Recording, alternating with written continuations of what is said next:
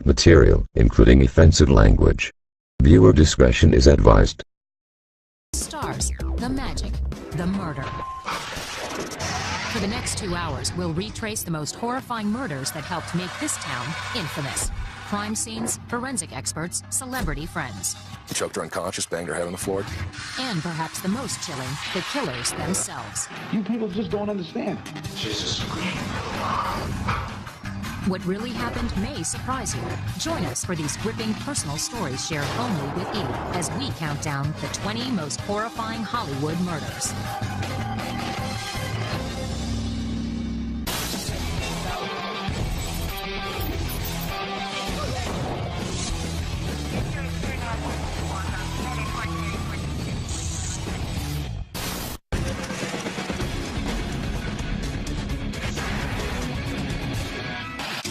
On the outside, they seemed like the perfect Hollywood couple. But behind closed doors, she struggled with substance abuse, and he tried to keep their marriage from falling apart. Number 20, the murder of Phil Hartman. I can suddenly become Jack Benny or John Wayne. By 1998, comedian Phil Hartman hit his stride in television and movies. I want to touch people's lives, and I want to be liked by a lot of people. We laughed at him, whether we were laughing at his face on Saturday Night Live or we were laughing at his voice on The Simpsons.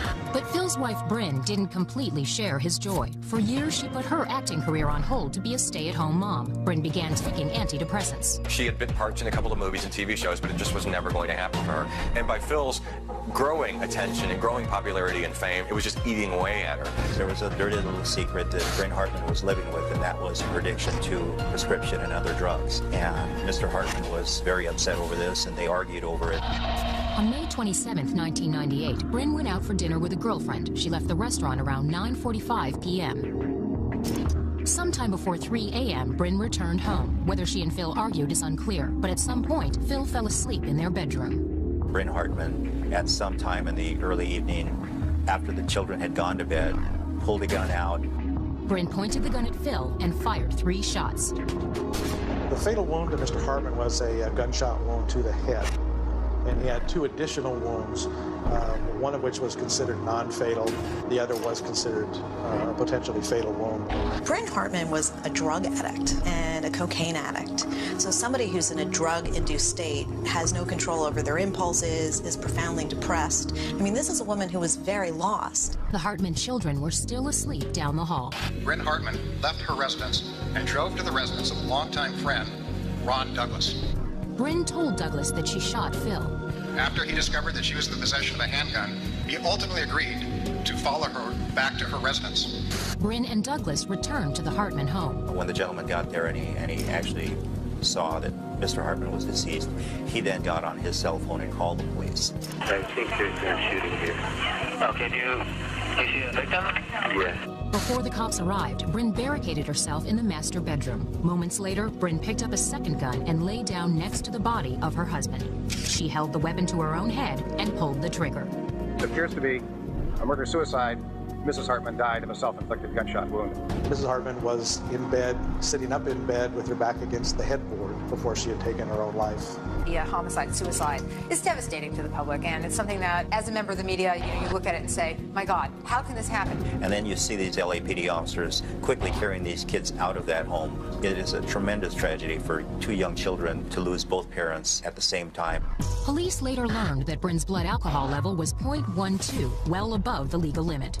Mrs. Hartman had the trace of prescription medication known as Zoloft in her system and also tested positive for cocaine use. Sometimes combinations of drugs that are found may often interact and cause erratic behavior. She was clearly an unstable person to begin with. That fueled with drugs and booze, I mean, that's what sent her over the edge. Phil Hartman doesn't tell everybody, my wife's an addict. My wife has these major problems. So when she does this act, it comes out of the blue. Phil Hartman's life ended at the age of 49.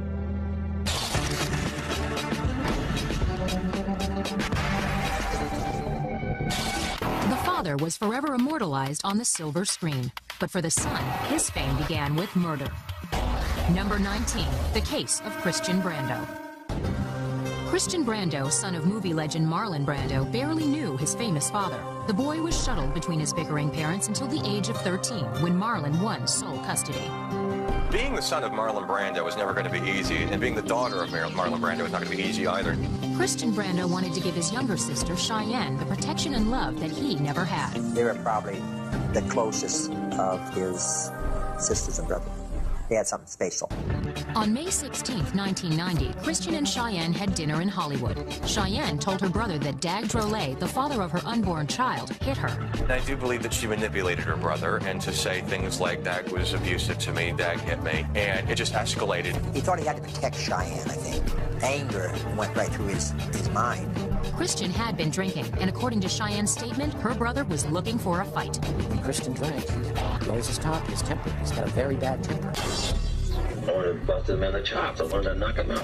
Okay, what was the reason that you wanted to do that? Because he beat up our little sister, but she's 4 months pregnant. He then went over to a house he was living in with his girlfriend in Hollywood, got a gun, went up to the Brando place where Dag Drolet was staying with Cheyenne Brando. Christian arrived at Marlon's house in the Hollywood Hills and had a brief conversation with his father. I want to know what she said. I want to know what he said. Believe me, Pop, you don't want to know. And he got up and left the room. Christian went to the living room to speak to Dag. Cheyenne told police she saw Christian holding a gun, but she assumed the men were just playing and left them alone. Moments later, she heard a shot. Marlon ran to the room and found a terrifying scene. I saw Dag lying there. And I tried to get hold of myself.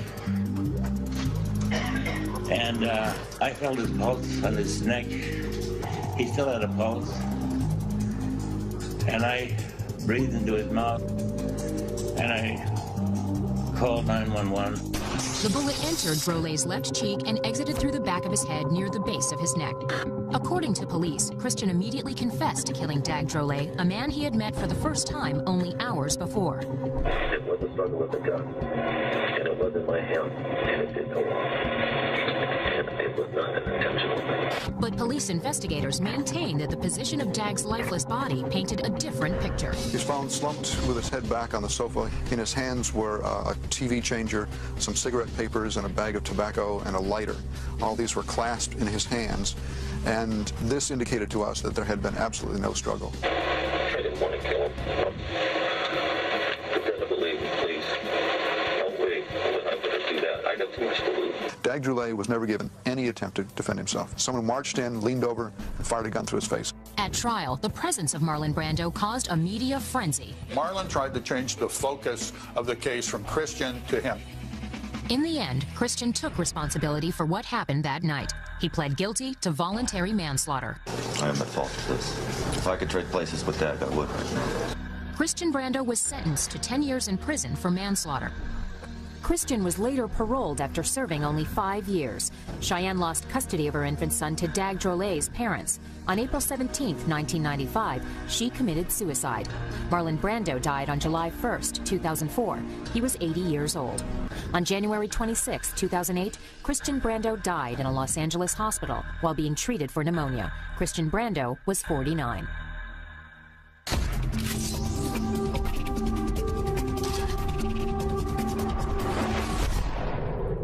She was a stunning playmate and promising actress who desperately wanted a divorce. But a volatile meeting with her estranged husband became the starlet's final casting call. Number 18, the murder of Dorothy Stratton. There was something luminescent and very special about Dorothy. Dorothy Stratton first appeared in Playboy in 1978. The next year, she made her movie debut. In 1980, Dorothy was named Playboy's Playmate of the Year. There was something about her right away that touched me. I mean, she was really beautiful, but there was more than that. Unfortunately, her personal life took an ugly turn. By the spring of 1980, Dorothy's marriage to her manager, Paul Snyder, was in trouble. Dorothy was in love with another man, her director, Peter Bogdanovich. She told me she was going to end the marriage because she wanted to be with me. And I said, but wouldn't you want to end the marriage anyway? You're miserable.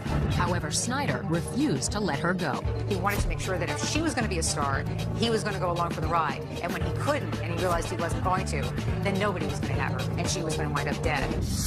Just before noon on August 14th, Dorothy arrived at their West Los Angeles house to discuss a divorce. At some point, the meeting turned violent. Around 11 o'clock that night, Paul's roommates returned home. At some point, I opened the door, and what met my eyes was the horror of two dead bodies. They were both naked, and Dorothy was draped over the right side of the bed. Police speculated that sometime just before 1 p.m., Paul strapped Dorothy to a sex chair. Dorothy Stratton at one time was laid face down on the slant board with her head closest to the floor, and it would appear that she was held in that position by medical tape. That's when Paul pointed the barrel of a Mossberg pump-action 12-gauge shotgun at her cheek and fired a round. And also blew off the tip of one of her fingers. The blood was all over the curtains and the walls. It was a hell of a thing. She had some post-mortem abrasions to her forehead, knees, and her left shoulder. The fact that they're post-mortem indicates that there was some manipulation of her body after her death. Police say that within a half hour of murdering the love of his life, Paul Snyder turned the gun on himself. He was 29 years old. Dorothy was just 20. The Dorothy Stratton case, to this day, remains one of the scariest cases in Hollywood crimes, because this is a woman who did nothing to deserve being shot by her own husband. Coming up, jealousy and rage end a promising career. And was it greed or revenge that led to this infamous phone call? I'm going to kill my parents. Will they stop?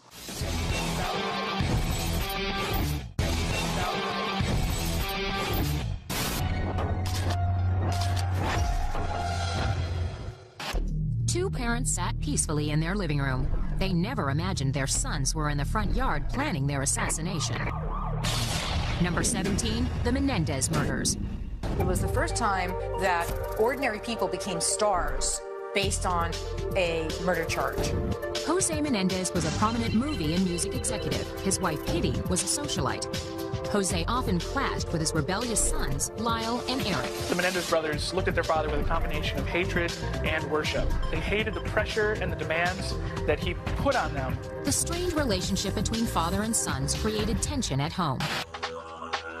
But on August 20th, 1989, 21-year-old Lyle and 18-year-old Eric did the unthinkable.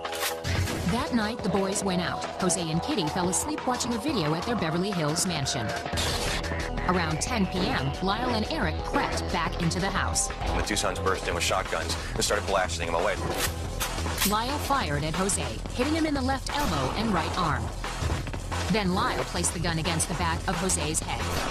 They ran out of ammunition, and they had to run back out to their car and reload their weapons. Went back in, put the gun up to their mother's face, point blank, and pulled the trigger. The Menendez brothers carefully gathered the shell casings, leaving only the dead bodies of their parents for the cops to find. They ditched their clothing, ditched their blood, ditched the blood-stained clothing and guns, returned to the house, pretended to have stumbled on the crime scene for the first time, and at 11:47, Lyle made that very famous 911 call to the Beverly Hills Police Department. What's the problem? I'm going to kill my parents. They were shot? Yes. Who is the person that was shot? My mom and my dad. Your mom and dad? My mom and dad. The boys were frantic and hysterical. And then if you listen to the 911 call, it's extremely disturbing. In the beginning, the boys weren't suspects. They didn't interrogate them at length. And usually, if there's a killing inside the home, you're supposed to start with those people who are closest to the victims and work out. Yet they didn't do that. It just seemed like, somebody wanted these two people dead. It just came off as if it was a professional hit. But in the first months after the murders, Lyle and Eric went on a spending spree, blowing more than $1 million. It was mostly the boys' own activities that drew attention to themselves. If they'd flown under the radar, who knows what would have happened. Eventually, Eric, the younger of the two, started feeling guilty, and he blabbed to a psychiatrist that they were the ones that did it, and the whole thing fell apart. Lyle and Eric were arrested in March 1990. They pleaded not guilty. In fact, they give a statement. They fired a gun. So really, you don't be a genius to figure it out. And the case is whether or not that's a self-defense. In court testimony, Lyle and Eric claimed they were the victims, not Jose and Kitty. My dad had been molesting me. They developed what's known now as the abuse excuse. They claimed that they were being sexually violated, abused by their father. Well, very often with parricide, and that's when a child kills their parents, there is a history of abuse. And so they kill off their parents in an attempt to stop the abuse from happening. I think before the Menendez case, We felt as a culture that nearly everybody who claims that they're abused probably were. Well, then along came the Menendez, who had killed not only the dad, who they say had abused them, but the mother, who never abused them. That's the kind of shocking fact, I think, made the jury take a step back and say, wait, we need to really examine this abuse excuse. On July 2nd, 1996, after 2 extensive trials, the Menendez brothers were found guilty of first-degree murder. Ultimately, the jury didn't buy the little crew neck sweaters, the little sad boy looks, and I think saw through the defense that they put on and saw that they were cold-blooded murderers. Lyle and Eric are currently serving life sentences without parole at 2 separate California correctional facilities.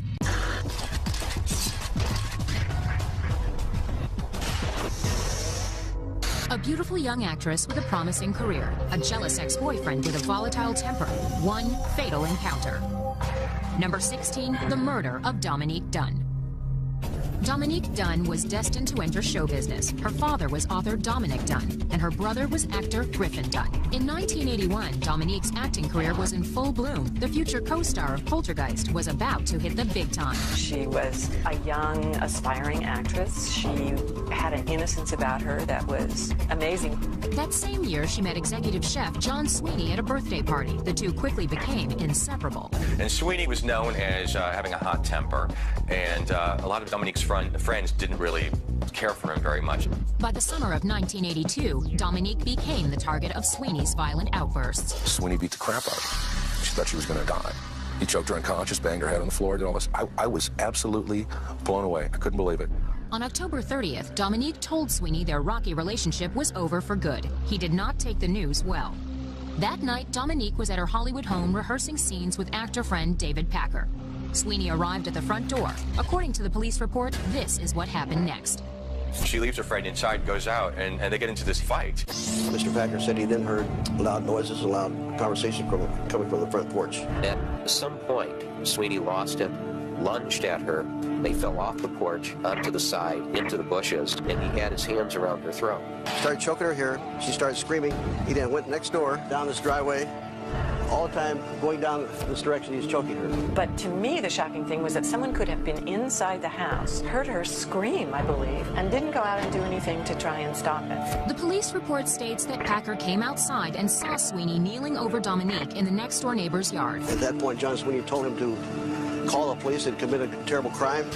At 8:52 p.m., a frantic David Packer called the police. Sweeney stayed at Dominique's side, trying to give her resuscitation. At some point, the police arrived and plucked him out from the driveway. Police reports state that Sweeney told the deputies, "I've killed my girlfriend." You know, it's a very personal way to kill someone because you're really looking right at them. However, Dominique was still alive. Following the attack, she slipped into a coma. Then she's on life support for like almost a week. And the family finally, after this agonizing week, decided to pull the plug. On November 4th, 1982, Dominique Dunn died, just 3 weeks shy of her 23rd birthday. Something like this should not happen to a girl like that. It was extraordinarily shocking. This was one of those obsession cases. If her boyfriend couldn't have her, she couldn't have life as well. Sweeney was charged with murder, but during the trial, his lawyers claimed Sweeney killed Dominique in the heat of passion. On November 10th, 1983, he was found guilty of involuntary manslaughter. Sweeney was sentenced to 6.5 years in prison. It is without a doubt the worst trial that I've ever participated in 30 years. I was absolutely stunned when I heard the verdict. I was furious. I was enraged. Sweeney served less than 3 years. I think she had tremendous potential, and I think she was a very special girl. It's really incredibly sad, and it's our loss.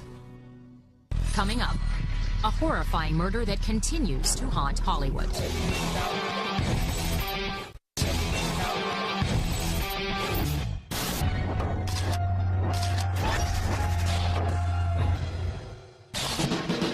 At the end of a quiet street in a small upstate New York town stood the house simply known as High Hopes. Inside lurked a troubled young man, Ronald Butch DeFeo. More than 30 years later, his actions still haunt us through countless books and films. Number 15, The Amityville Murders. The town of Amityville is a small community. It's about 9,000 people. I mean, you're basically talking upscale living right on the shore. After a lifetime of hard work, Ronald DeFeo Sr. moved his wife and 4 children from Brooklyn to their dream home. But the dream was only a facade. It was a dysfunctional family at the height of all this turmoil that led up to the murders. The father was out of control. He was beating the children, beating the wife. On the night of November 13th, 1974, fueled by a potent cocktail of booze, drugs, and self-pity, Butch decided it was time for the abuse to stop. Well, what he does, he goes up and grabs one of the guns and proceeds to walk into his mother and father's room and sticks the gun up and boom, shoots his father several times. The mother just is startled by the gunshots, and then as soon as she looks up, he shoots her. The boys were next. 11-year-old Mark was killed instantly. 9-year-old John was not so lucky. The younger brother did not die instantly. It was a very painful, slow death for him. He then methodically walks out, kills his 2 younger sisters, one after the other. Butch shot 13-year-old Allison in the face. Then he put the .35 caliber Marlin rifle against the head of his 18-year-old sister Dawn and pulled the trigger. Ballistics experts maintain that a blast from such a rifle could be heard a mile away, but no one heard a thing. Butch decided that he's going to take all of his bloody clothes and he's going to get out of there. So he drives out to Brooklyn and he dumps all of his clothes. He showers, clips his beard, dresses nicely, makes it to work by 6 in the morning, and goes on like normal. He decides to go, well, I'm going to go to Henry's bar, a little local bar, and proceed to get drunk with one of his buddies and shoot up heroin. Well, finally he says he's going to sneak into the house, and when he does, that's when miraculously he discovers the bodies. And someone killed my parents, someone killed my parents. Butch was a suspect from the beginning, and his own story spun wildly out of control. He starts to tell everybody that this was a mafia hit. The cops don't necessarily believe him. Butch pled not guilty by reason of insanity. You people just don't understand. He said the voices inside his head urged him to kill his family. The only chance he had was by showing that he was crazy by a defensive mental defect. Now, a lot of people want to talk about, is he mentally unstable? You know, the psychologist had rendered him to be, had to suffer from antisocial personality disorder. He basically admitted on trial he'd done it to them before they did it to him. At trial, Butch admitted taking heroin before the murders. He was found guilty on all counts. A couple of years later, George and Kathy Lutz moved into the house, and within a period of 28 days, made one of the most horrifying novels that were ever made, and scared the hell out of America with the Amityville Horror. The Lutzes claimed that the house was haunted. They had been levitated. They said they heard disembodied bands. The banisters have been ripped off, and then the windows have been ripped out. And there's pigs with red eyes glowing, and there's ooze dripping out of the walls. Well, that's interesting, but it's also pretty much a Hollywood fabrication. The Lutz's story was soon discredited, but that didn't stop Hollywood from making 8 sequels. In my opinion, the real story is 10 times scarier than any fake ghosts or demons. So you know we're talking about true evil.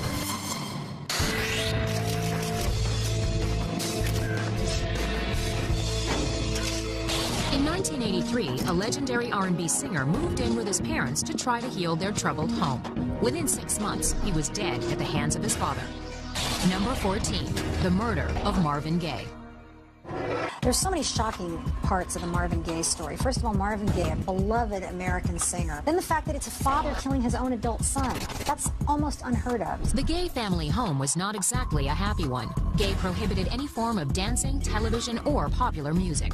He wanted to make sure that his children were brought up in the strictest form, conveying every thought to pleasing God.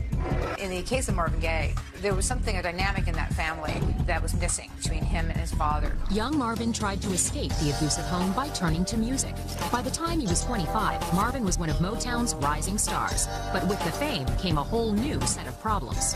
Then ultimately, substance abuse comes in, and Marvin Gaye was an abuser. By 1980, despite being a millionaire many times over, Marvin Gaye was broke. Marvin owed over $4 million in back taxes. All of a sudden, all these 17 automobiles, we had to get rid of them. Yet Marvin Gaye had one more comeback left in him. In 1983, sexual healing made him the toast of the music world and earned him 2 Grammys. Back on top, the singer decided to move home to help his ailing mother. Marvin, who had moved back into the house and was fighting his own demons, drugs at the time. On April 1st, 1984, a day before his 45th birthday, Marvin Gaye was killed by the very same gun he had given to his father as a present. No one is quite sure how the argument started.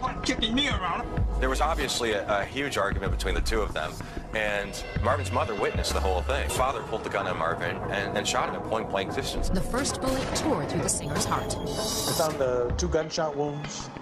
One gunshot wound was considered fatal. That was the gunshot wound to the heart, lung, liver. and diaphragm area. And the father went onto the front porch, threw the gun into the front lawn of the house, and just sat down and waited for the police to arrive. The autopsy revealed drugs in Marvin Gaye's system.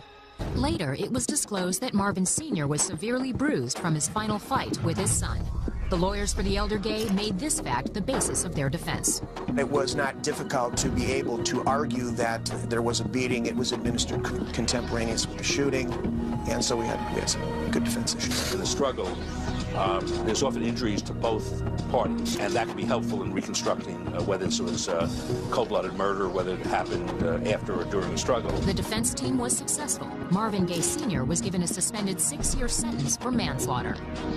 You know, I think Marvin Gaye is one of the most tragic cases because Marvin Gaye had become so paranoid from the drugs. This was almost a type of suicide that he brought on by provoking this type of murder. On the day of his son's funeral, Marvin Sr. was asked if he loved his son. After a moment, he said only, "Let's just say I didn't dislike him."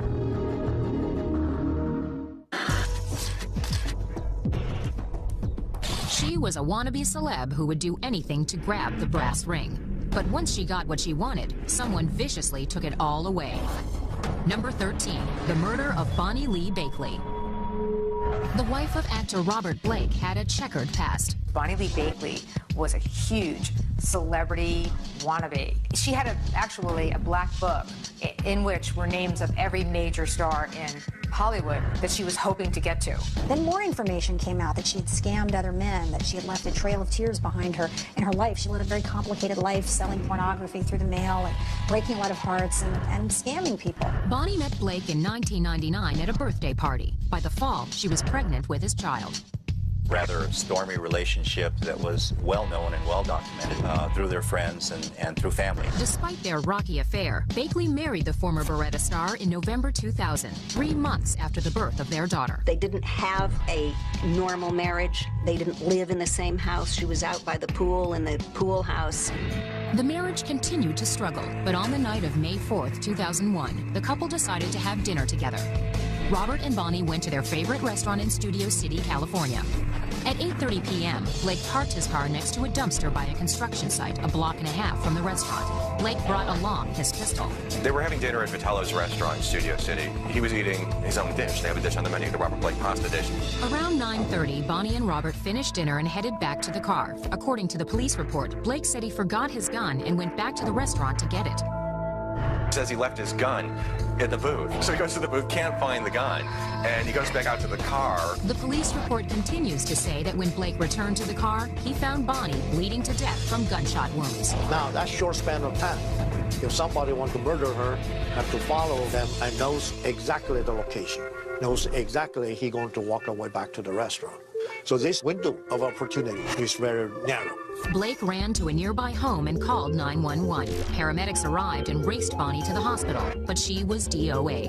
Had multiple gunshot wounds, one gunshot wound to the right cheek, which was considered fatal wound, and one gunshot to the right shoulder, which was considered potentially fatal. Police grilled Blake for hours after the murder and searched his home. Blake maintained his innocence, but according to police, evidence began to mount.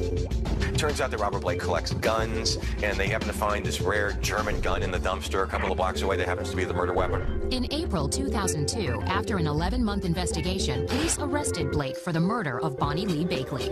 When Bonnie Lee Bakley was murdered, the initial assumption was it has to be Robert Blake. It has to be her own husband, especially when information came out that he really didn't like her. The trial lasted 3 months. Bonnie's shady lifestyle was brought into question. And there's other people that she's finessed and finagled money out of, have reason to want to come after her. And so the specter of reasonable doubt is so high in that case. Bonnie Lee Bakley is a perfect example where the focus wasn't really on what occurred, but who she was, what she was like, and what her private and personal life was. On March 16, 2003, Robert Blake was found not guilty. No one else has been charged for Bonnie's murder. I thought that was the perfect example of a highly professional lawyer doing an extraordinary job of creating reasonable doubt. In November 2005, in a civil trial brought by Bakley's children, the jury found that Blake had intentionally caused Bonnie's death. Her children were awarded $30 million in damages. Some people said in Hollywood, if you kill your wife, You don't have to go to prison, you just have to pay a fine. Up next, hundreds of witnesses, several shots fired, an iconic rapper dead, and not a single arrest. Who wants to be the snitch?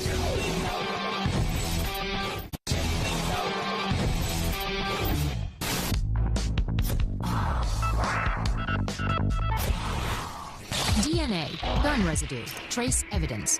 Today, advances in forensic science help prosecutors nail their cases shut. So how is it possible that some murders remain a mystery? Number 12, the murder of Biggie Smalls. Christopher Wallace, better known as Notorious B.I.G. or Biggie Smalls, was one of the most influential hip-hop artists of the 1990s. The street buzz on him was exorbitant. It was a foregone conclusion that Biggie had something that was going to touch people. But everything came to an abrupt end on March 9, 1997. It was 2 weeks before the release of his third CD, ironically titled Life After Death, Till Death Do Us Part. The New York rapper attended a party in Los Angeles. Notorious B.I.G. and Puffy Combs were attending an after party for a Soul Train Music Award. The party took place at the Peterson Museum. The party ended around 12:35 a.m. Biggie got into the passenger seat of his Suburban. Sean Diddy Combs was in the SUV in front of him. 3 vehicles exited the parking structure and proceeded to the first light at Wilshire and Fairfax. A dark-colored Chevy Impala pulled up next to Biggie's vehicle. The driver opened fire on Biggie with a 9mm semi-automatic handgun, shooting several bullets into Biggie's chest before speeding off. While Biggie fought for his life, the rapper's driver raced to the hospital with Diddy close behind, but it was too late. At 1:15 a.m., Biggie Smalls was pronounced dead at the age of 24. Biggie wasn't a dangerous person. He was a musician. He was just trying to make some records, trying to make some money. Biggie wasn't a bad guy overall. Police say dozens of people witnessed the murder, yet no one identified the killer. Who was behind this violent attack? I can tell you that obviously the parties involved are going to be East Coast and West Coast gang members. The major misconception, I think everybody believes this is a regular gang drive-by shooting. The evidence, in my opinion, shows that this was a organized hit. To this day, there's still speculation around that. Some people felt that Suge Knight and Death Row Records put out a hit on Biggie and Diddy. But Suge Knight doesn't see it that way. I ain't know Biggie to like Biggie or dislike Biggie, but if anybody know me, I'm a businessman. If I would have been on the streets before long, Biggie would have been a Death Row artist because he's a great rapper. What I would ask this guy for is giving him a record deal, not to bring harm to him. Some people felt that some gang members were paid to kill Biggie as a result of the old debt that Biggie had with some gang members in Los Angeles. Without suspects or evidence to make an arrest, Notorious B.I.G.'s case went cold. One reason why the case hasn't been solved is the fact that there are police officers involved in the conspiracy to kill Biggie Smalls. There are political implications that have caused this case not to be officially solved. But maybe this cold case will heat up again one day. All it takes is one witness to come forward, one suspect to come forward. In July 2006, investigators reopened Biggie's case, reinstating a $50,000 reward for any information leading to a conviction.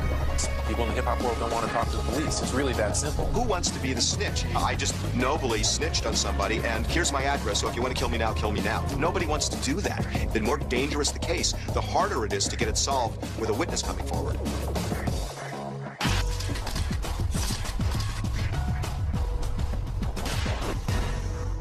On July 15, 1997, a world-famous designer bought his morning paper. His assassination an hour later became front-page news. Number 11, the murder of Gianni Versace. To the world of fashion, he's definitely a legend because he was so different. He created a style that you could not compare with any other designer. By the summer of 1997, Miami resident Gianni Versace was a bold and innovative presence in the fashion world. Versace's name became synonymous with Hollywood's red carpet. He did a lot of fun things. He took a lot of chances that weren't traditional. I think that he opened a lot of doors for some designers, too, to get a little crazier. With sales topping more than $560 million, life never seemed better. He was distinguished from other designers simply because he did what he did. He never did things that were aimed at trendy stuff. It's just what he did turned out to be very, very popular. But on the morning of July 15th, Versace's world was destroyed. At 8:30 a.m., he returned home from a walk and opened the gate to his mansion. Without warning, a man approached and shot Versace point blank in the back of his skull. The killer fired one more shot and fled the scene. The king of fashion was dead. Friends inside the house raced out and discovered Versace's lifeless body lying in a pool of blood. I was actually notified right away because I was on my way to work when this call came out, so I heard it on the radio come out. I didn't know it was Versace at the time, but I heard the call of shots fired and the person running from the scene, and I heard all of our troops responding. The news about Versace's murder spread quickly. I mean, when you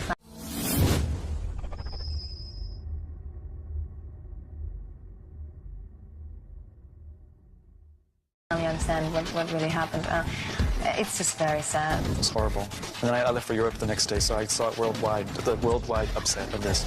Within a few days, police suspected Versace's death was linked to a bloody trail of other murder victims in Minneapolis and Chicago. Evidence from all 5 slayings pointed to a man named Andrew Cunanan, an elusive con artist on the FBI's 10 most wanted list. Andrew Cunanan, in addition to having probably some sociopathic tendencies, had a lot of rage. In the case of the serial killer, obviously, they become more empowered every time they do it. 8 days after Versace's murder, a tip led Miami police to a houseboat where Cunanan was hiding out. But as police were closing in, the serial killer took his own life, putting a gun into his mouth and pulling the trigger. He would have been so overwhelmed with shame for his actions that I think that from then on it would have become a total self-loathing, self-hating existence of desperation. So why did Cunanan target Versace? Versace was everything he probably wanted to be. He was wealthy, he was a gay man, he was successful, he had it all, and Andrew Cunanan had none of it. It was this case of anger and envy, and in that moment of killing, he was powerful. He was in charge of his life. Up ahead, a chilling glimpse into the mind of a celebrity stalker. It's just me and her, you know, talking to her, you know.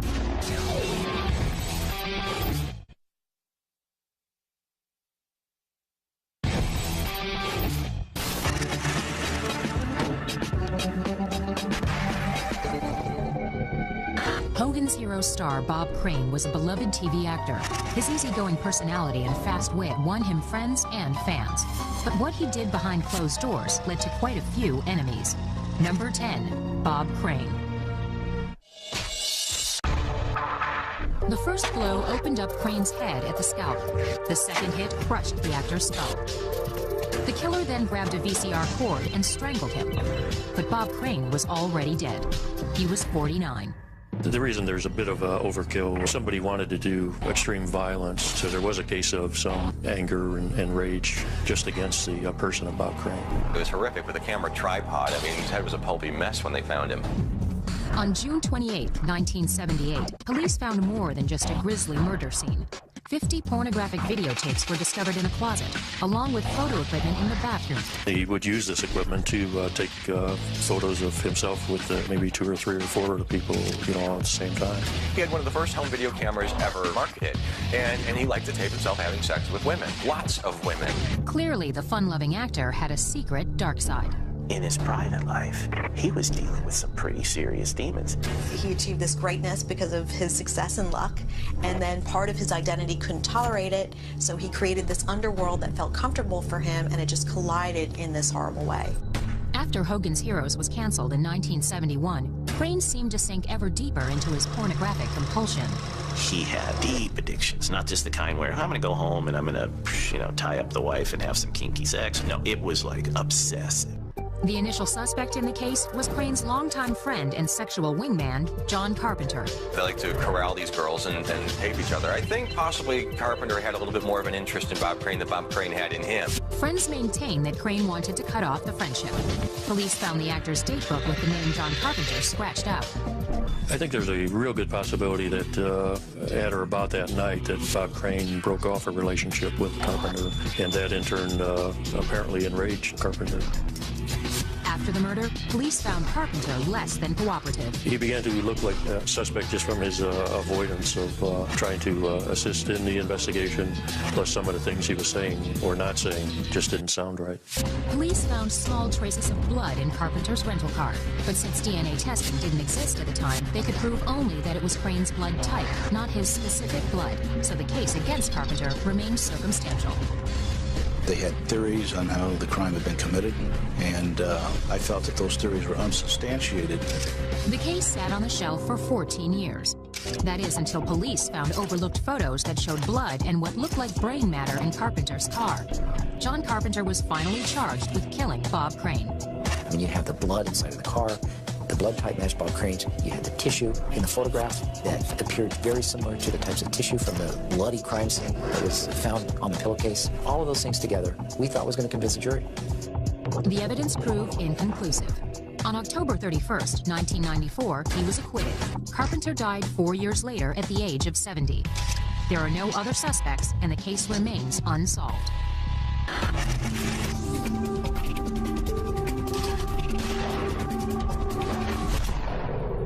Celebrities and entertainers would not be who they are if not for their fans. But at what point does fan become fanatic? Number 9, the murder of Rebecca Schaefer. Rebecca Schaefer is a horrifying Hollywood story because this is innocence gunned down. In the 1980s, actress Rebecca Schaefer began climbing the Hollywood ladder of success as the co-star of My Sister Sam. Such a gorgeous, clean, down-home girl, really good actress, obviously very beautiful. Rebecca had many admirers, including an eager fan in Tucson, Arizona, named Robert John Bardo. Bardo was an emotionally unstable high school dropout. All the teachers commented on the fact that he was very isolated and exhibited no social skills. Bardo's adoration for the young star turned into an obsession. He wrote dozens of letters to Rebecca. In return, Bardo received a personal postcard and an autographed photo, but he wanted more. He had been obsessed with her, had written her constant letters, had told her that he was going to be with her, he was going to marry her, that he would come down and be with her one day. Well, he actually did that.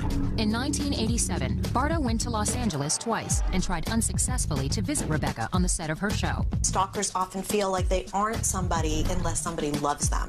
So there's really this hole, and so they're trying to achieve a feeling of, I am worthy, I am lovable. 2 years later, Bardo hired a private investigator to locate Rebecca's home address. At the time, you know, she lived in an apartment where you could literally walk right up to the door.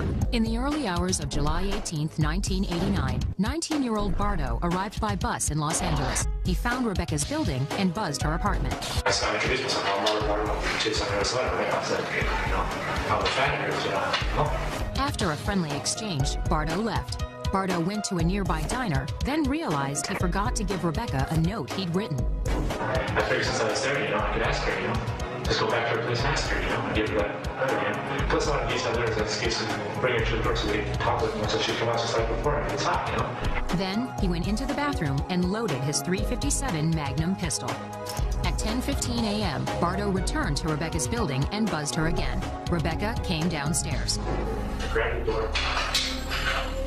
Gun still in there. Moves around, grab it on the trigger. This. Blood hit her hair. Blood squirted out. And she's just screaming.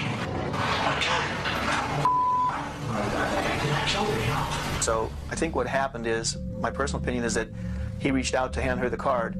She leans forward to take the card, and she's shot in the chest. Bardo took off running. I just couldn't be around there. A neighbor called the police. 30 minutes later, Rebecca Schaefer was pronounced dead at a nearby hospital. The next day, Bardo was found in Arizona and taken into custody. He ran away afterwards, really expecting to be caught on the way. He was waiting for the great result that would come after the attack, and it didn't come. So now he gets back to Arizona, and he acts in a way that will predictably bring attention to himself. He walks around in the middle of traffic. He makes no denials about what he's done. In October 1991, Robert John Bardo was convicted of homicide in the first degree. He was sentenced to life in prison without parole. It's why stars are afraid. It's why people run into nightclubs and people, zoom into their gates and have these gates shut. Hollywood can be a very scary place.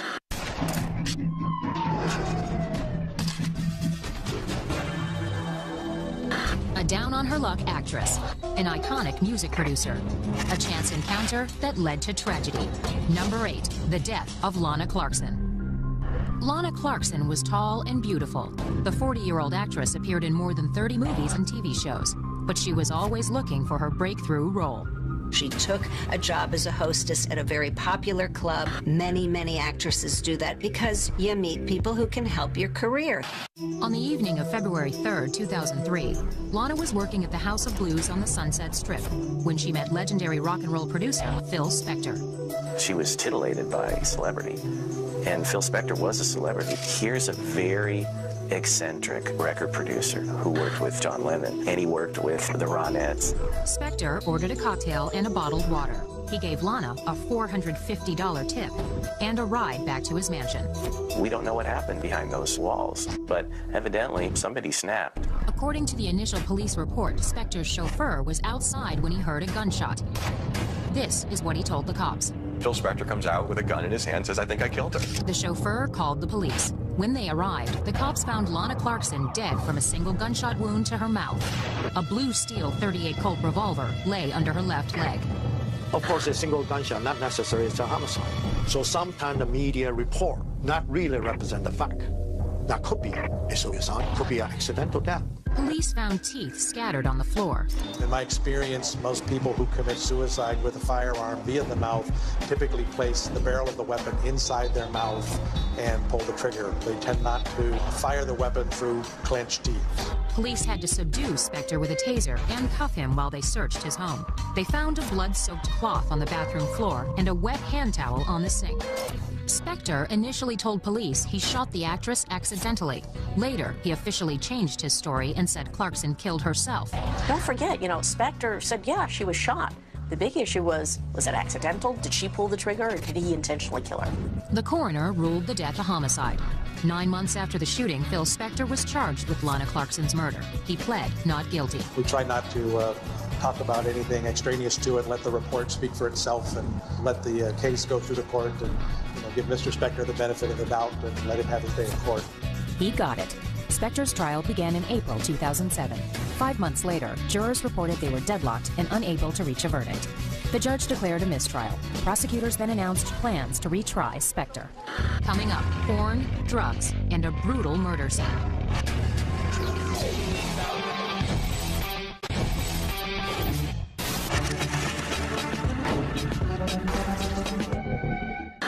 The white stucco house in the Hollywood Hills was very easy to miss. But to the cops, it was a renowned drug den. And for porn legend John Holmes, it was his own personal pharmacy. Number 7, the Wonderland Murders. John Holmes was the biggest adult film star in the late 70s. There was tons of money, tons of drugs. Holmes made more than 2,500 films as his alter ego, Johnny Wad, but all he had to show for his career was a $1,500 a day coke habit. This was a period where porn was still very much a shadow environment, and the people involved in it were shadowy people. By the end of the 70s, Holmes was out of work, unable to perform due to his drug abuse. He fell in with the gang at the house on Wonderland Avenue. People would come and go from the house day and night. That balcony came into play. They would just throw the drugs down and the money up.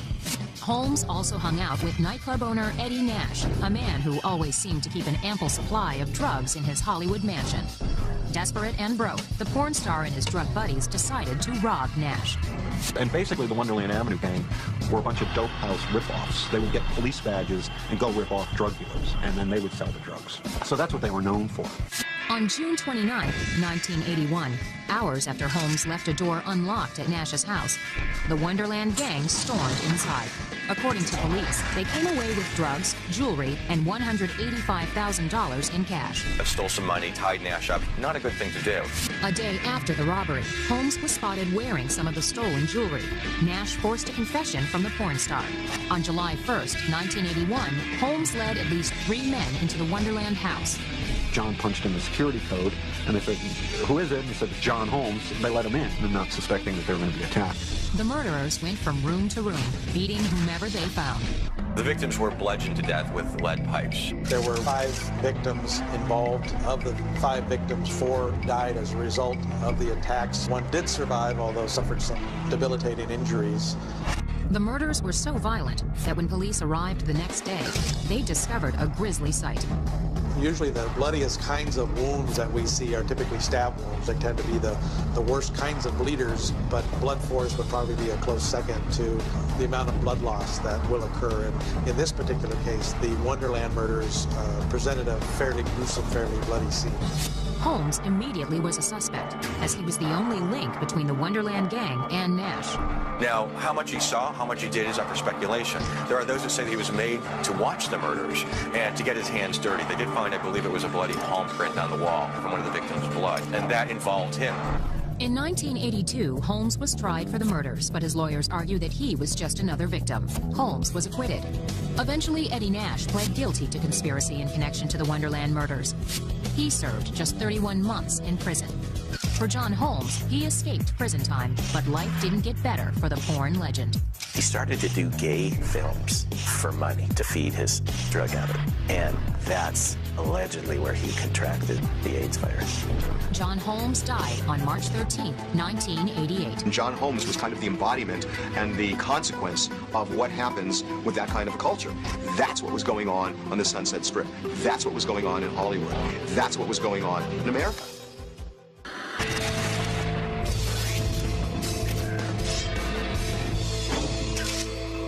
Her music enchanted millions of fans.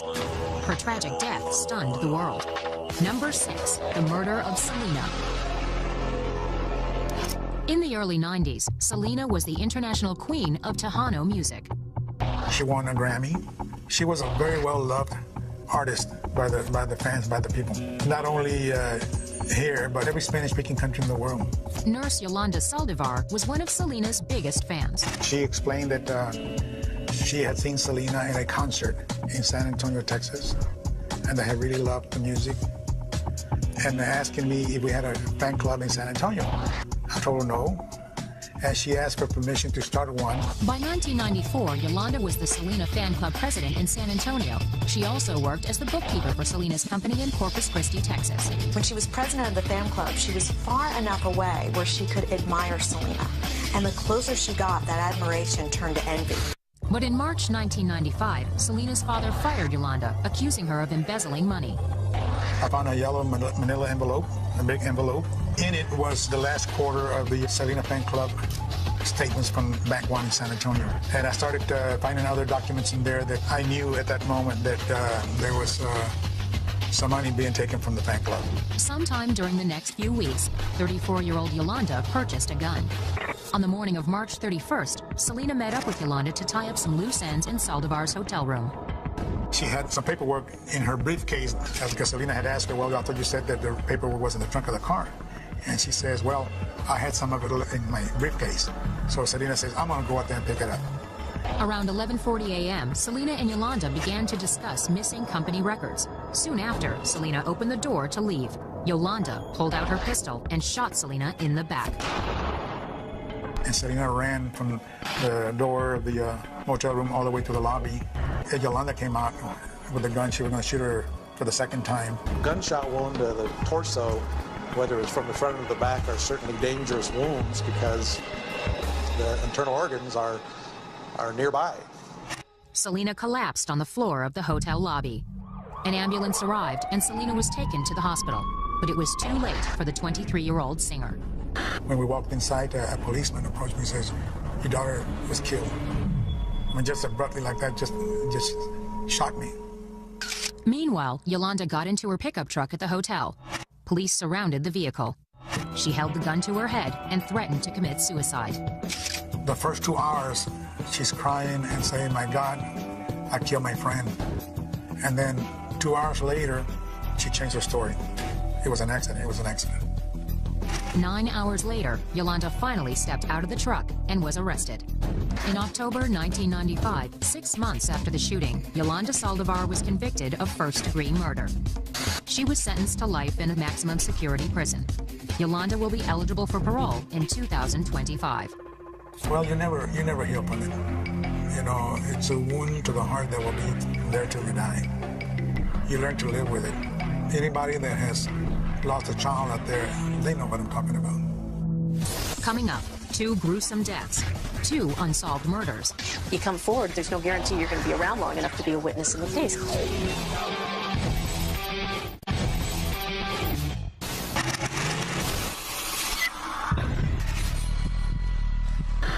On the morning of January 15, 1947, a young mother walked by a vacant lot near downtown Los Angeles. In a ditch, she spotted what appeared to be a department store mannequin. In reality, it was the victim of one of the most brutal slayings in Hollywood history. Number 5, the Black Dahlia. It is really the body that people are drawn to, this picture of the body in their mind. Bloodless, drained of blood, as though a vampire had been involved. The victim was identified as Elizabeth Short. She came to Hollywood to be a star. The nickname Black Dahlia came from Elizabeth Short's habit of dressing in black and wearing flowers in her hair. The 22-year-old was outgoing and beautiful, a combination that may have ultimately led to her demise. She wasn't a hooker like people think. I mean, she did what was called dating for dinner, which was a lot of women did back in the 40s. You know, they went out on dates to eat. She was a woman who was trying to survive in a very, very difficult time, in a very difficult situation. She may have lived by her wits, but she didn't deserve to die the way she did. From the start, the LAPD was overwhelmed. The Black Dahlia was at the very, very beginning of crime scenes and crime scene investigation, and everything was in its infancy. We have no idea, if the body was moved, if anything was, tampered with. There was a lot of walking on the scene and disturbance of evidence that might have been there. Elizabeth's mutilated body told a gruesome story. The murderer had placed the body on a series of boards on top of a bathtub. The ankles had been tied together, and the hands had been looped and tied to the faucet handles. The girl was not absolutely dead when he began to cut the body in half. Number one, he got off on the fact that he was torturing this woman and got to possess her by basically killing her. Number two, he derived a lot of pleasure by dropping the body off someplace where it would be found fairly quickly and in a shocking manner. Police were left with very few leads. There was no blood or very little blood at the scenes. They had taken steps to drain the body of blood before they moved the body from wherever she was killed at to where she was eventually deposited at. In death, the Black Dahlia achieved the fame that had so eluded her in life. The Black Dahlia case represents the sickest type of murder, where you have a victim who isn't just killed, but really tortured and desecrated. Nobody had ever seen anything like it before in the history of Hollywood, and that is why it remains today Hollywood's most gruesome, unsolved crime.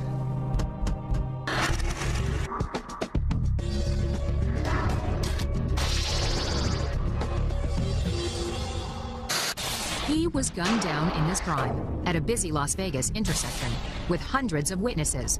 Why was the shooter never ID'd? Number 4, Tupac Shakur. I mean, that case scares the crap out of everybody involved. In fact, the people involved are the ones who understand retaliation probably better than anybody else. You had a guy who's an icon in the music industry, one of the greatest rappers, who got killed senselessly. In the world of rap music, no star burned brighter than Tupac Shakur. You know, Tupac represents not only, a controversial figure, but Tupac is somebody who's complex, both volatile and also radical. What we're doing is using our brain to get out of the ghetto any way we can. So we tell these stories, you know what I'm saying? And they tend to be violent. On September 7th, 1996, Tupac and his manager, Death Row Records president Marion Suge Knight, left the MGM Hotel in Las Vegas after watching a Mike Tyson fight. Suge led a procession of luxury vehicles on their way to a nightclub. His only passenger was Tupac Shakur. Suge's BMW stopped at the corner of East Flamingo Road and Koval Lane, an intersection that was about to become an infamous crime scene. There was another car that pulled up alongside them, and some individuals began firing at the car, hitting Tupac several times. Suge Knight, I believe, got grazed, and Tupac went to the hospital. The shooter sped around the corner and disappeared into the chaos of the Las Vegas Strip, never to be seen again. Tupac died 7 days later. You had 10 vans full of guys when Tupac got shot. None of them came forward. These are not the people that go, hey, let me tell you what I saw. Frankly, you come forward, there's no guarantee you're going to be around long enough to be a witness in the case. LA gang unit cops quickly pointed the finger at a man Tupac and Suge had confronted earlier that night, a known LA gang member named Orlando Anderson. Anderson was never formally charged with the crime. He was gunned down 2 years later at a Compton car wash. Well, a rapper-on-rapper killing is a lot like other gang killings, which is, those witnesses don't want to come forward either. They'd rather deal with it in their own way. At some point, they'll bring their own type of justice. They don't even trust the system. To this day, those who know who killed Tupac aren't talking. It is a misconception when cases are unsolved that the police don't know who did it. A lot of times they do know who did it, and they just don't have enough evidence to arrest them.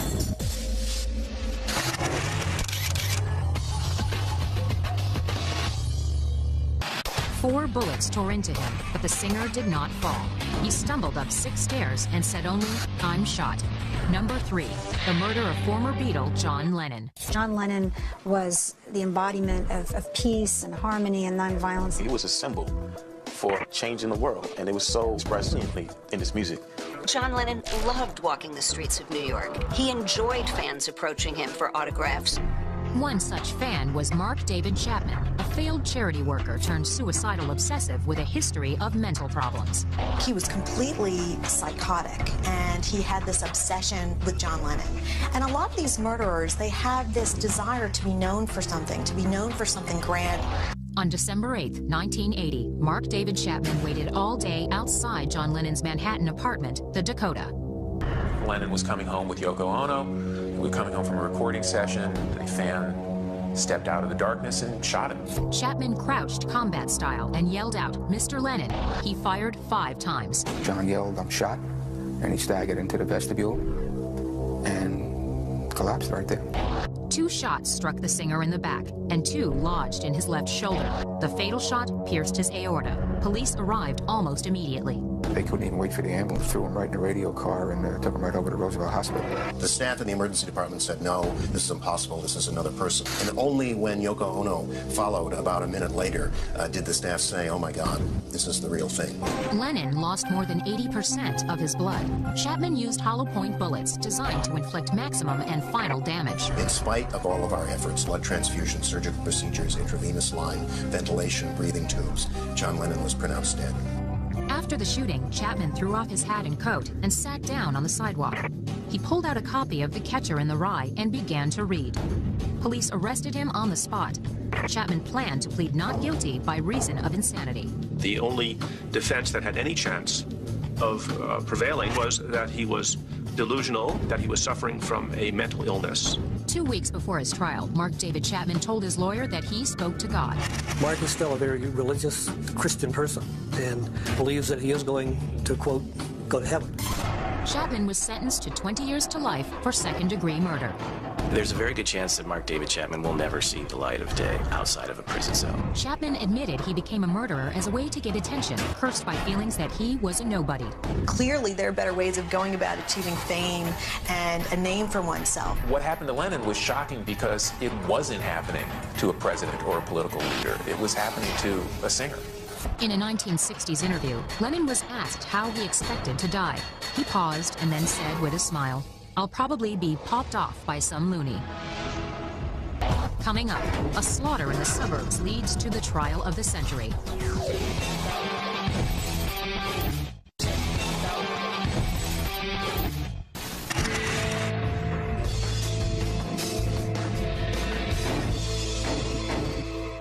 She was a California beauty trying to escape the shadow of her famous ex-husband. He was an all-American guy trying to become a movie star. Their brutal killings stunned the nation. Number 2, the murders of Nicole Brown Simpson and Ron Goldman. On the surface, Nicole Brown and O.J. Simpson seemed like a happy Hollywood couple, but behind closed doors, the marriage was troubled.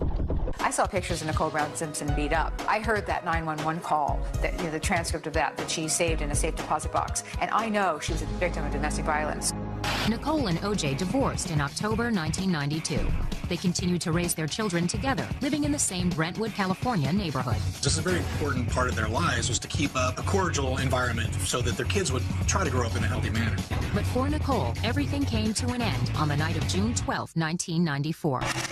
Around 7 p.m., Nicole had dinner with her children and her mother at Mezzaluna Trattoria in Brentwood. So she returns home. Her mother calls and says she left her glasses behind at Mezzaluna restaurant. And so Nicole calls the restaurant, and one of the waiters agrees to bring the glasses over to her house.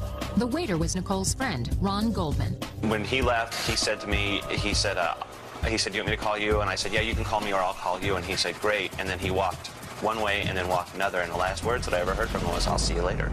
Goldman arrived at Nicole's condo around 10:15 p.m. Mr. Simpson came out of the condo to let Mr. Goldman in the gate, and at that point is when they were attacked. According to the autopsy reports, an assailant stabbed Ron 11 times with a knife at least 6 inches long. During the struggle, the killer cut Ron multiple times on the neck and scalp and struck him with a blunt object on the back of his head. He was basically cornered in a very small area. He was unarmed, and you really, as hard as you fight, eventually, especially with the loss of blood, you lose acuity and you pass out. And as hard as he fought, he really had no chance because he couldn't get away. The killer also attacked Nicole. What happened with Nicole Simpson, she had a cut of the neck. It went down to 2 inches to the bone. If you sustain a cut that deep, you're pretty much not going to survive because you can't breathe. You're bleeding out. It's fatal. Nicole was stabbed 7 more times in her neck and scalp. She was also struck on the back of the head. Police found 25-year-old Ron and 35-year-old Nicole dead on the front steps just after midnight. Anytime you have somebody stabbed or shot or bludgeoned multiple times, your first indication that somebody was very angry, that this is a crime of passion. You have to love a person a great deal to keep injuring the person after death, and that's part of the rage reactions. In the days that followed, investigators discovered a bloody glove, bloody shoe prints, and other suspicious items at the murder site. Both these victims were stabbed. It was a very personal thing, and for that reason, I'm sure it led the investigators to think that quite possibly it was a domestic situation. According to police reports, O.J. Simpson became the prime suspect. There was his blood all over the crime scene. There was the victim's blood in his car. There was a mountain of forensic evidence. On June 17th, a warrant was issued for O.J.'s arrest. That afternoon, Simpson and his longtime friend Al Cowling led police on a now famous low-speed car chase in his white Bronco. O.J. eventually surrendered at his Brentwood home. In January 1995, Simpson went on trial for the double homicide. The case became a media circus. At this time, you wish to enter a plea guilty or not guilty? Not guilty. It touched on all these issues of race, of celebrity, of wealth, of popularity in our society. It had something for everyone, in essence. And I don't mean to talk about it in such a detached way, but I think for all of us, that's what it became. It became something other than the fact that, this man was on trial for murder. It became a cultural moment, a phenomenon. If it doesn't fit, you must acquit. The O.J. Simpson-Nicole Simpson case was, at least in my memory, the most watched event in the history of pop culture. On October 3rd, 1995, nearly 100 million people tuned in to hear the verdict. The jury in the above entitled action find the defendant, Orenthal James Simpson, not guilty of the crime of murder in violation of Penal Code Section 187A, a felony upon Nicole Brown Simpson. I think the O.J. verdict helped the acquittal because, one, O.J. could afford to have a whole team of fabulous lawyers. Second of all, you had O.J. Simpson. He was an all-American hero. People didn't want to believe he could commit such a crime. No one else has been arrested for the murders. Regardless of what happened, I don't think anybody came out a winner. Yeah, he's not in jail, but, his life is turned all the way around. It's just one big tragedy. Under the law, he was acquitted. Then he went on to the civil trial. In the 1997 civil trial, O.J. Simpson was found liable for the killings. O.J. was ordered to pay the victims' families $33.5 million. The most terrible thing about the case is that no one's paying for it. No one is in jail for this. These two people are dead, but no one is paying the price for these two murders. Up next, Hell in the Hollywood Hills, the #1 most horrifying Hollywood murder.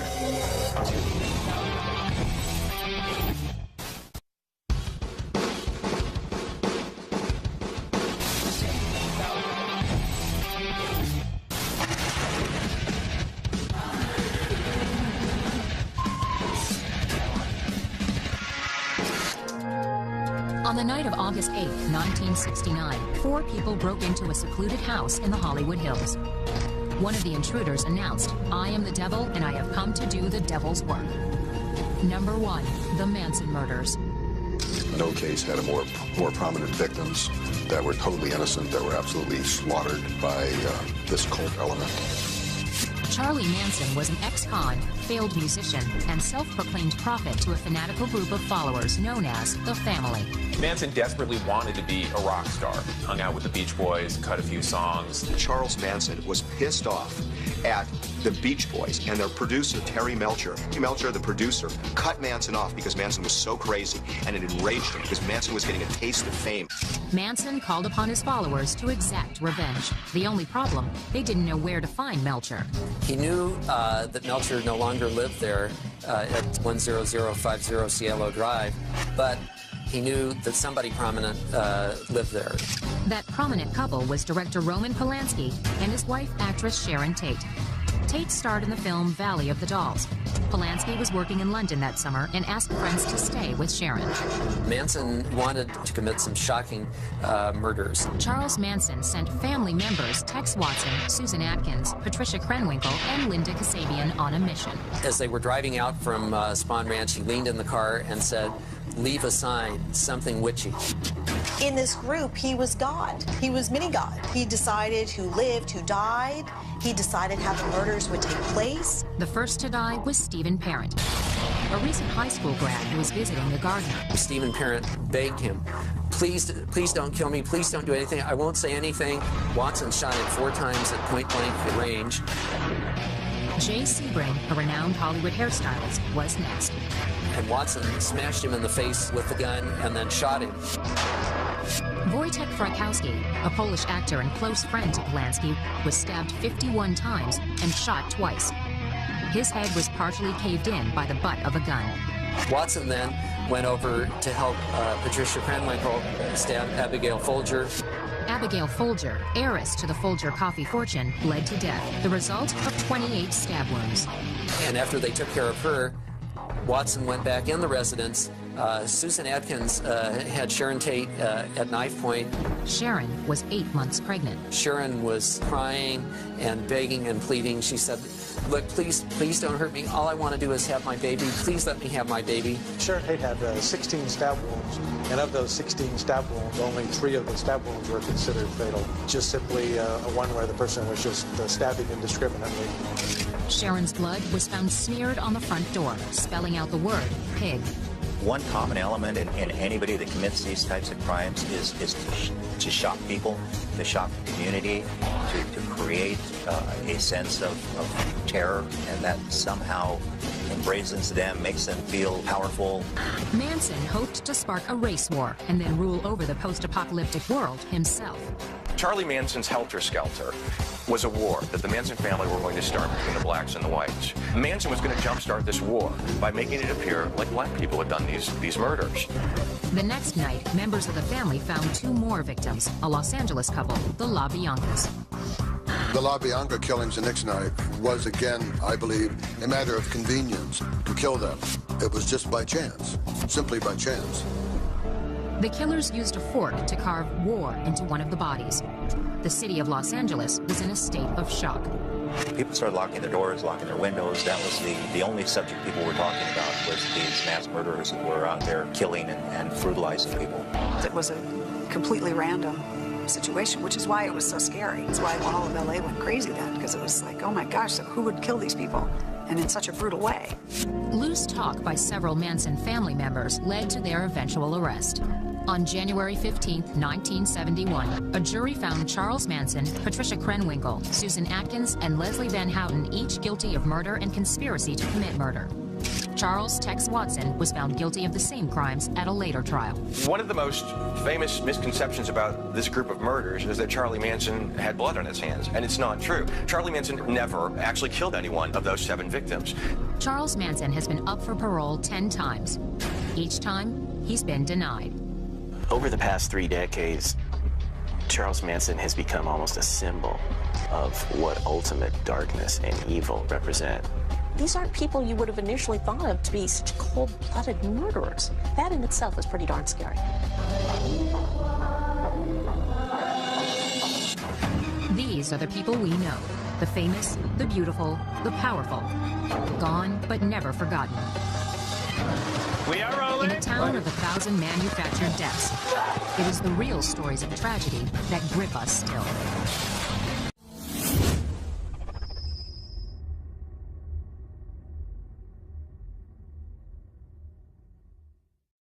The Menendez brothers looked at their father with a combination of hatred and worship. They hated the pressure and the demands that he put on them. The strained relationship between father and sons created tension at home. But on August 20th, 1989, 21-year-old Lyle and 18-year-old Eric did the unthinkable. That night, the boys went out. Jose and Kitty fell asleep watching a video at their Beverly Hills mansion. Around 10 p.m., Lyle and Eric crept back into the house. The two sons burst in with shotguns and started blasting him away. Lyle fired at Jose, hitting him in the left elbow and right arm. Then Lyle placed the gun against the back of Jose's head. They ran out of ammunition, and they had to run back out to their car and reload their weapons. Went back in, put the gun up to their mother's face, point blank, and pulled the trigger. The Menendez brothers carefully gathered the shell casings, leaving only the dead bodies of their parents for the cops to find. They ditched their clothing, ditched their blood, ditched the blood-stained clothing and guns, returned to the house, pretended to have stumbled on the crime scene for the first time, and at 11:47, Lyle made that very famous 911 call to the Beverly Hills Police Department. What's the problem? I'm trying to kill my parents. They were shot? Yes. Who is the person that was shot? My mom and my dad. Your mom and dad? My mom and dad. The boys were frantic and hysterical. And then if you listen to the 911 call, it's extremely disturbing. In the beginning, the boys weren't suspects. They didn't interrogate them at length, and usually, if there's a killing inside the home, you're supposed to start with those people who are closest to the victims and work out. Yet they didn't do that. It just seemed like, somebody wanted these two people dead. It just came off as if it was a professional hit. But in the first months after the murders, Lyle and Eric went on a spending spree, blowing more than $1 million. It was mostly the boys' own activities that drew attention to themselves. If they'd flown under the radar, who knows what would have happened. Eventually, Eric, the younger of the two, started feeling guilty, and he blabbed to a psychiatrist that they were the ones that did it, and the whole thing fell apart. Lyle and Eric were arrested in March 1990. They pleaded not guilty. In fact, they give a statement. They fired a gun. So really, you don't be a genius to figure it out. And the case is whether or not that's a self-defense. In court testimony, Lyle and Eric claimed they were the victims, not Jose and Kitty. My dad had been less than me. They developed what's known now as the abuse excuse. They claimed that they were being sexually violated, abused by their father. Well, very often with parricide, and that's when a child kills their parents, there is a history of abuse. And so they kill off their parents in an attempt to stop the abuse from happening. I think before the Menendez case, we felt as a culture that nearly everybody who claims that they're abused probably were. Well, then along came the Menendez, who had killed not only the dad, who they... Handgun. He ultimately agreed to follow her back to her residence. Bryn and Douglas returned to the Hartman home. When the gentleman got there and he actually saw that Mr. Hartman was deceased, he then got on his cell phone and called the police. I think there's a shooting here. Okay, do you see the victim? Yes. Before the cops arrived, Bryn barricaded herself in the master bedroom. Moments later, Bryn picked up a second gun and lay down next to the body of her husband. She held the weapon to her own head and pulled the trigger. It appears to be a murder-suicide. Mrs. Hartman died of a self-inflicted gunshot wound. Mrs. Hartman was in bed, sitting up in bed with her back against the headboard before she had taken her own life. Yeah, homicide-suicide is devastating to the public, and it's something that, as a member of the media, you look at it and say, my God, how can this happen? And then you see these LAPD officers quickly carrying these kids out of that home. It is a tremendous tragedy for two young children to lose both parents at the same time.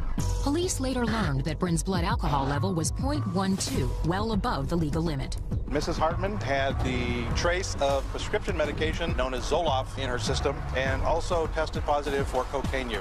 Sometimes combinations of drugs that are found may often interact and cause erratic behavior. She was clearly an unstable person to begin with. That fueled with drugs and booze, that's what sent her over the edge. Bill Hartman doesn't tell everybody, my wife's an addict. My wife has these major problems. So when she does this act, it comes out of the blue.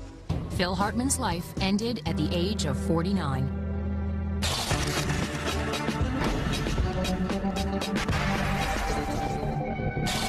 The father was forever immortalized on the silver screen, but for the son, his fame began with murder. Number 19, the case of Christian Brando. Christian Brando, son of movie legend Marlon Brando, barely knew his famous father. The boy was shuttled between his bickering parents until the age of 13, when Marlon won sole custody. Being the son of Marlon Brando was never going to be easy, and being the daughter of Marlon Brando was not going to be easy either.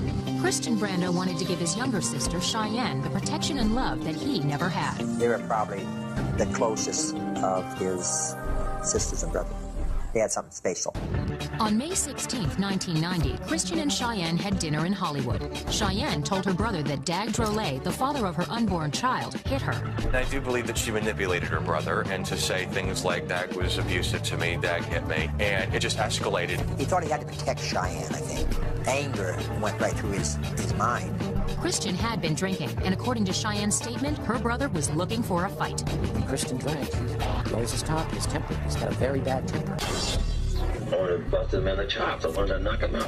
Okay, what was the reason that you want to do that? Because he beat up our little sister, but she's 4 months pregnant. He then went over to a house he was living in with his girlfriend in Hollywood. Material, including offensive language. Viewer discretion is advised. Stars, the magic, the murder. For the next 2 hours, we'll retrace the most horrifying murders that helped make this town infamous. Crime scenes, forensic experts, celebrity friends. Choked her unconscious, banged her head on the floor. And perhaps the most chilling, the killers themselves. You people just don't understand. Jesus. What really happened may surprise you. Join us for these gripping personal stories shared only with Edie as we count down the 20 most horrifying Hollywood murders.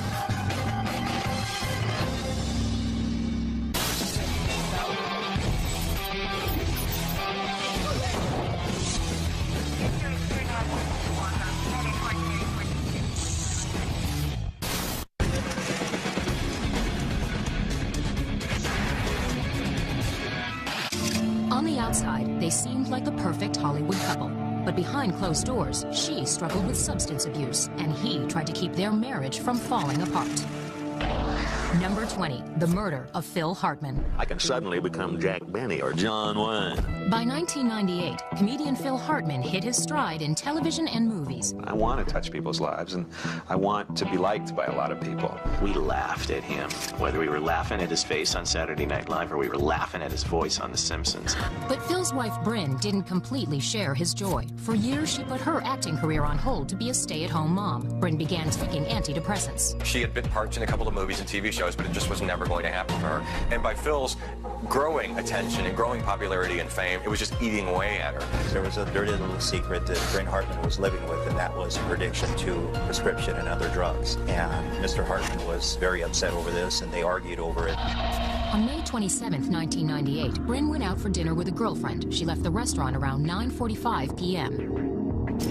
Sometime before 3 a.m., Bryn returned home. Whether she and Phil argued is unclear, but at some point, Phil fell asleep in their bedroom. Bryn Hartman, at some time in the early evening, after the children had gone to bed, pulled a gun out. Bryn pointed the gun at Phil and fired 3 shots. The fatal wound to Mr. Hartman was a gunshot wound to the head, and he had 2 additional wounds, one of which was considered non-fatal. The other was considered a potentially fatal wound. Bryn Hartman was a drug addict and a cocaine addict. So somebody who's in a drug-induced state has no control over their impulses, is profoundly depressed. I mean, this is a woman who was very lost. The Hartman children were still asleep down the hall. Bryn Hartman left her residence and drove to the residence of a longtime friend, Ron Douglas. Bryn told Douglas that she shot Phil. After he discovered that she was in the possession of a... Dorothy Stratton first appeared in Playboy in 1978. The next year, she made her movie debut. In 1980, Dorothy was named Playboy's Playmate of the Year. There was something about her right away that touched me. I mean, she was really beautiful, but there was more than that. Unfortunately, her personal life took an ugly turn. By the spring of 1980, Dorothy's marriage to her manager, Paul Snyder, was in trouble. Dorothy was in love with another man, her director, Peter Bogdanovich. She told me she was going to end the marriage because she wanted to be with me. And I said, but wouldn't you want to end the marriage anyway? You're miserable. However, Snyder refused to let her go. He wanted to make sure that if she was going to be a star, he was going to go along for the ride. And when he couldn't, and he realized he wasn't going to, then nobody was going to have her, and she was going to wind up dead. Just before noon on August 14th, Dorothy arrived at their West Los Angeles house to discuss a divorce. At some point, the meeting turned violent. Around 11 o'clock that night, Paul's roommates returned home. At some point, I opened the door, and what met my eyes was the horror of 2 dead bodies. They were both naked, and Dorothy was draped over the right side of the bed. Police speculated that sometime just before 1 p.m., Paul strapped Dorothy to a sex chair. Dorothy Stratton at one time was laid face down on the slant board with her head closest to the floor, and it would appear that she was held in that position by medical tape. That's when Paul pointed the barrel of a Mossberg pump-action 12-gauge shotgun at her cheek and fired a round. And also blew off the tip of one of her fingers. The blood was all over the curtains and the walls. It was a hell of a thing. She had some post-mortem abrasions to her forehead, knees, and her left shoulder.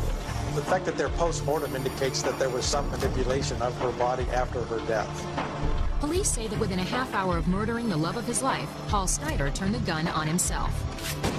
He was 29 years old. Dorothy was just 20.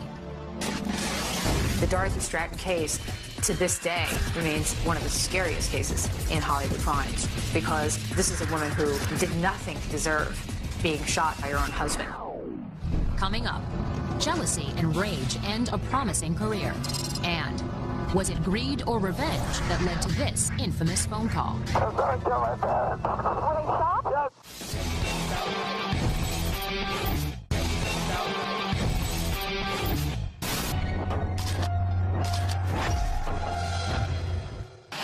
Two parents sat peacefully in their living room. They never imagined their sons were in the front yard planning their assassination. Number 17, the Menendez murders. It was the first time that ordinary people became stars based on a murder charge. Jose Menendez was a prominent movie and music executive. His wife, Kitty, was a socialite. Jose often clashed with his rebellious sons, Lyle and... Got a gun, went up to the Brando place where Dag Drolet was staying with Cheyenne Brando. Christian arrived at Marlon's house in the Hollywood Hills and had a brief conversation with his father. I want to know what she said. I want to know what she said. Believe me, Pop, you don't want to know. And he got up and left the room. Christian went to the living room to speak to Dag. Cheyenne told police she saw Christian holding a gun, but she assumed the men were just playing and left them alone. Moments later, she heard a shot.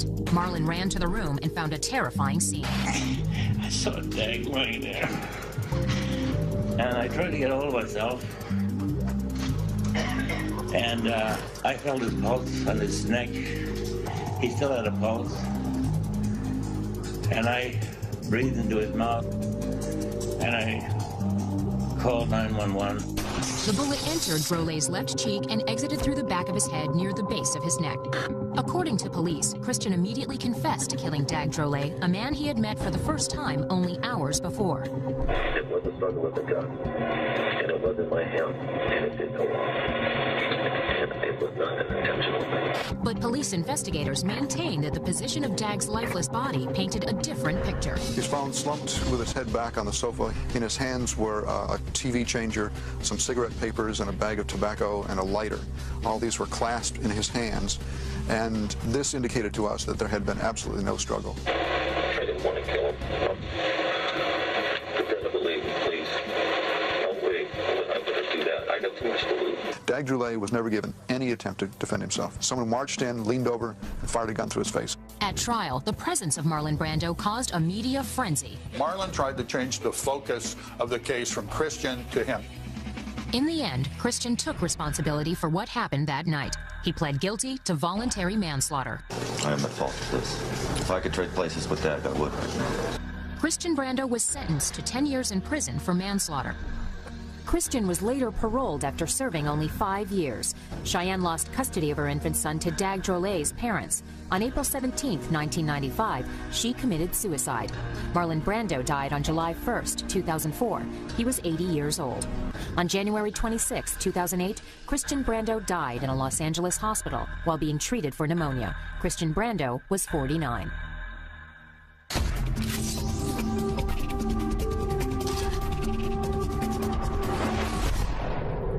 She was a stunning playmate and promising actress who desperately wanted a divorce.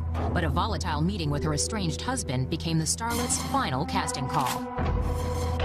Number 18, the murder of Dorothy Stratton. There was something luminescent and very special about Dorothy.